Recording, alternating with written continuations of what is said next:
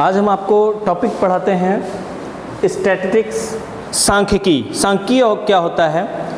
मान लीजिए कभी कभी आप किसी का बजट बनाते हैं। बजट बनाने के लिए आप सबसे पहले ये आंकड़े तैयार करते हैं कि हमारे यहाँ पर खर्चा क्या है, या किसी फैक्ट्री का या घर का बनाते हैं तो सबसे पहले अपने खर्चों को प्राप्त करते हैं, उनको लिखते हैं और उसके बाद में उनको सारणी की तरीके से, सारणीयन मतलब उनको सारणी के रूप में आप तैयार करते हैं कि हमारा कैसा बजट है, किस तरह से हमारी कमाई कितनी है और कितना खर्च हो रहा है, क्या हो रहा है, कैसे बचत की जा सकती है। जब हम इन सभी आंकड़ों को एक लिखित रूप से तैयार करते हैं तो वो आते हैं आपके सांख्यिकी के अंतर्गत, चाहे वो किसी फैक्ट्री का हो या किसी कंपनी का हो या कहीं का भी हो। जब हम उसको इस तरीके से पूरा बनाते हैं तो वो सांख्यिकी के अंतर्गत आता है। इसमें होता क्या है, सांख्यिकी के अंतर्गत आंकड़ों का संग्रहण किया जाता है और उनको एक तरह से इकट्ठा करके उनको तैयार किया जाता है। तैयार करने के बाद में उनको जब प्रदर्शित करते हैं तो वो सांख्यिकी के अंतर्गत आता है। हम यहाँ आपको आज बताते हैं, मान लीजिए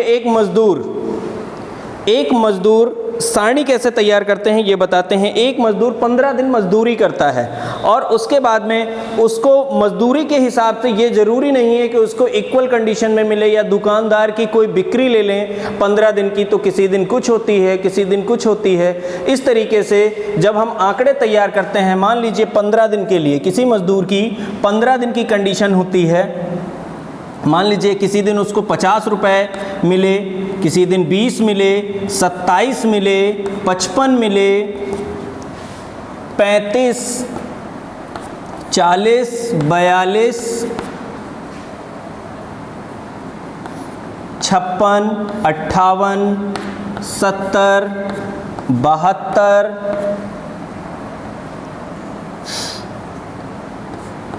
16, 18,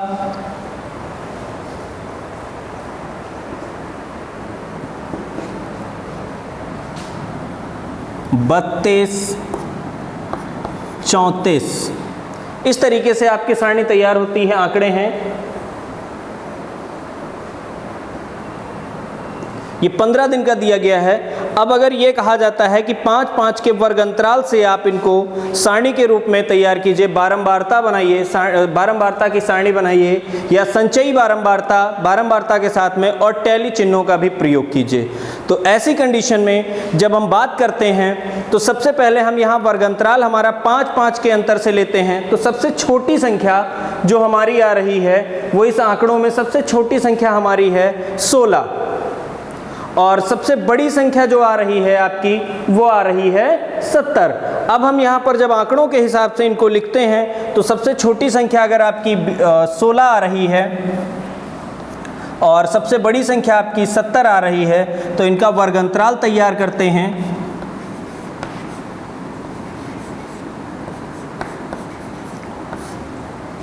यहाँ पर टैली चिन्ह होते हैं।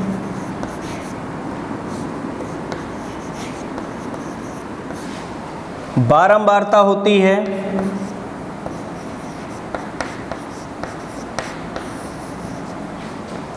और यहाँ संचयी बारंबारता लिखते हैं।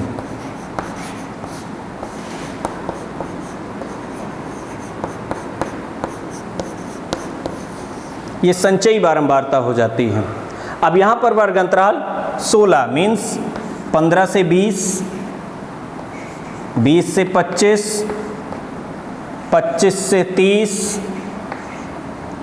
30 से 35, 35 से 40, 40 से 45, 45 से 50, 50 से 55, 55 से 60, 60 से 65, 65 से 70 और लास्ट में है 70 से 75। इस तरीके से तैयार कर लेते हैं। उसके बाद में ये देखते हैं, अगर आप चाहें तो इनको आरोही या अवरोही क्रम में अगर लिखते हैं तो आरोही क्रम में अगर लिख लेते हैं तो थोड़ा आसानी हो जाएगी। सबसे छोटी संख्या 16, 16 के बाद में आपका 18, 18 के बाद 20, 20 के बाद में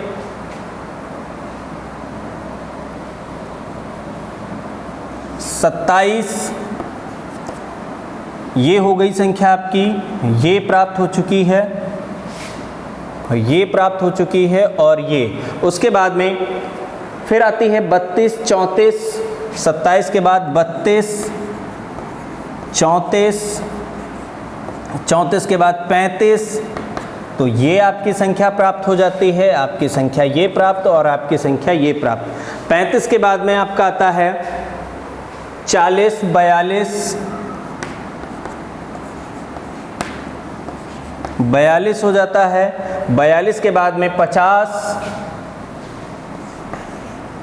55 भी है, 56 है, 58 है, ये 55 भी हो गया, 50 भी हो गया, 56 भी हो गया, 58 भी हो गया। उसके बाद में आपकी संख्या केवल बचती हैं 70 और 72।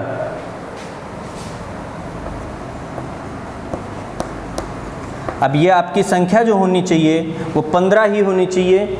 1, 2, 3, 4, 5, 6, 7, 8, 9, 10, 11, 12, 13, 14, 15 संख्याएं हैं। अब यहाँ से पता कर लेते हैं कि यहाँ 15 से ये 20 जो लिखा हुआ है, 20 को छोड़कर यानी 15 से स्टार्ट करेंगे और 19 तक की संख्याएं लेंगे। तो यहाँ पर हमारी संख्याएं हैं 19 तक 20 है, तो 20 को नहीं ले सकते हैं इस बारंबारता इस वर्ग अंतराल के अंतर्गत। तो यहाँ 2 संख्याएं हैं, तो इसके लिए आपका हो जाएगा 2।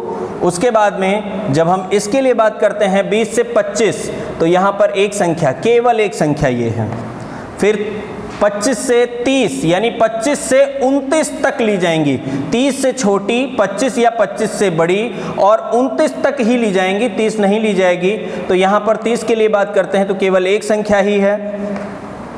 उसके बाद 30 से 35 यानी 30 से बड़ी और 34 तक ही लेंगे। तो ये संख्या और ये संख्या, ये केवल 2 संख्याएं हैं, तो ये इसके सामने 2 लिख दिया जाएगा। उसके बाद में 35 से 39 तक यानी केवल एक संख्या। 40 से 45 तो एक और एक, ये 2 संख्याएं हो जाएंगी यहाँ पर। 45 से 50 के बीच में कोई संख्या नहीं है, 0 लिख दिया जाएगा। 50 से 55 के बीच में यानी केवल एक संख्या है, 55 नहीं 54 तक ही लिया जाएगा, तो एक संख्या हो जाती है। फिर 55 से 59 तक, केवल 55 से 59 तक 3 संख्याएं दी गई हैं। 60 से 65 के बीच में कोई संख्या नहीं है, इसलिए 0। 65 से 70 मीन्स 65 से 69 तक कोई संख्या नहीं है, 0। उसके बाद में 70 से 75 के बीच में 2 संख्याएं। अब यहाँ पर इनको टोटल काउंट करिए, 2, 3, 4, 5, 6, 7, 8, 9, 10, 11, 12, 13, 14, 15, 15 ही संख्याएं आनी चाहिए जितनी आपका योग था। अब टैली चिन्हों का प्रयोग करते हैं। यहाँ पर 2 दिया गया है तो इनके लिए 2, 1 है तो 1, 1, फिर 2, फिर 1, फिर 2 मार्क, 0 है तो निल, 1 है, 3 है, 1, 2, 3, फिर 0, फिर 0, फिर 2। इस तरीके से ये टैली चिन्हों का प्रयोग करते हैं। अब संचयी बारंबारता निकालने के लिए पहली बारंबारता और संचयी बारंबारता दोनों ही इक्वल होती हैं। उसके बाद में उनको जोड़ते हुए क्रम में लिखते हैं, यानी इसकी संचयी बारंबारता 2 ही रहेगी। फिर अगली संचयी बारंबारता प्लस उसकी अगली बारंबारता को हम जोड़ लेते हैं, यानी 2 + 1 बराबर ये 3 हो जाएगा। फिर ये संचयी बारंबारता, फिर नेक्स्ट बारंबारता यानी 3 और अगली बारंबारता 1 यानी 4, 2 6, 7, 9। अब 0 है तो 9 ही रहेगा, 10, ये 13 हो जाएगा, फिर 13 होगा, फिर 13 होगा और लास्ट में 15 हो जाएगा।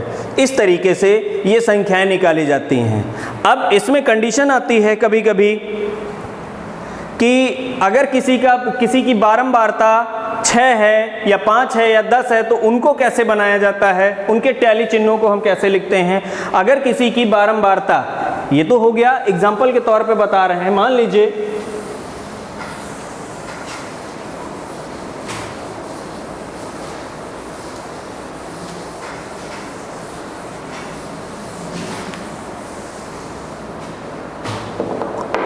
किसी की बारंबारता 10 दी गई है, तो उनके चिन्हों को कैसे बनाएंगे? 1 2 3 4, और 4 के बाद उसको क्रॉस कर देते हैं, ये 5वां हो गया, यानी ये बंच जो बन रहा है वो 5 का है, बंच हमेशा 5 का ही बनेगा। और अगर 10 का बनाना है तो 2 बंच बन जाएंगे। अगर यहीं पे 9 किसी की बारंबारता दी गई है, 1 2 3 4 1 5, 1 2 3 4, ये 4 और 5 9 हो जाता है। अगर 12 दी गई है तो 1 2 3 4 5 हो जाएगा, 1 2 3 4 5, यानी 5 5 10, 11 1 12। ये इस तरीके से टैली चिन्हों का प्रयोग करते हैं। इसके अलावा और भी आंकड़े आते हैं, उनकी संचयी बारंबारता या बारंबारता बनाने को जब दी जाती है किसी तरीके से, तो कैसे कंडीशन करते हैं? मान लीजिए यहाँ पर आपको सारणी के रूप में ही लिखा है और संचयी बारंबारता बनाने को बता दिया जाए, तो संचयी बारंबारता से सारणी को कैसे संचयी बारंबारता बनाते हैं? यहाँ पर आंकड़े दिए गए हैं, ये क्वेश्चन आपको इस तरीके से मिलेंगे।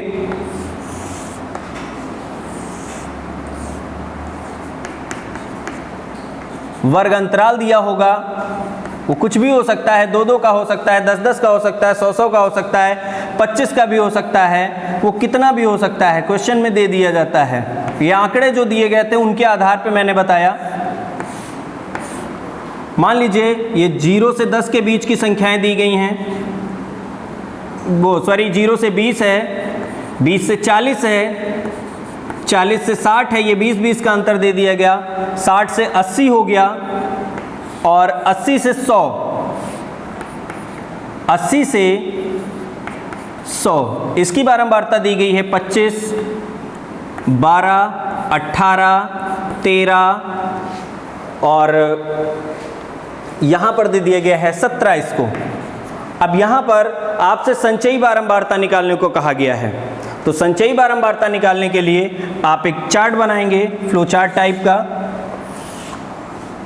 सारणी बनाएंगे। यहाँ पर ये वर्ग अंतराल हो जाएगा, ये बारंबारता है, और ये संचयी बारंबारता तीसरी, तो ये वर्ग अंतराल,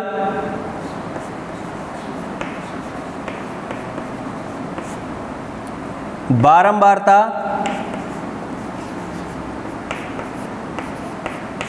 और ये संचयी बारंबारता।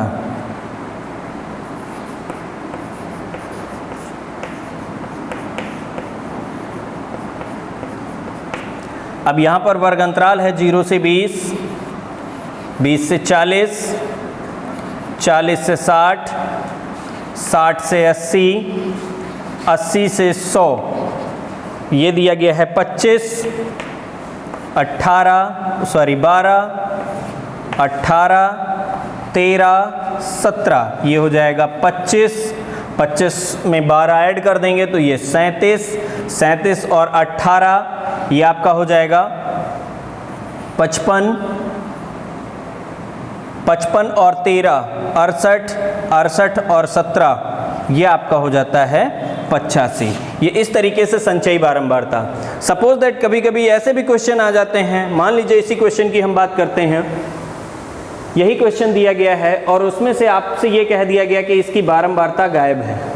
अब आपको बारंबारता निकालनी है, सारणी दे दी जाएगी वर्ग अंतराल और संचयी बारंबारता की, जैसे कि यहाँ पे लिखी हुई थी, उसी में आपसे कहा जाता है कि बारंबारता निकालिए। तो बारंबारता निकालने के लिए पहली संचयी बारंबारता जो सबसे छोटी होगी और बारंबारता दोनों सेम ही होती हैं।